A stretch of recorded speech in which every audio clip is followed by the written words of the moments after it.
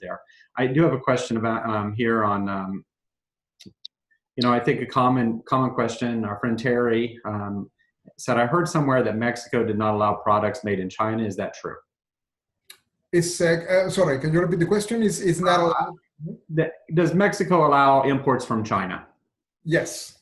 Yes. Okay. Yes. For all the countries, I mean, yes. So it is right now the globalization is going to be more and more and more equal for the international commerce. However, one of the advantage from United States and Mexico is that we are partners. We're friends. I mean, we are very close one from the other.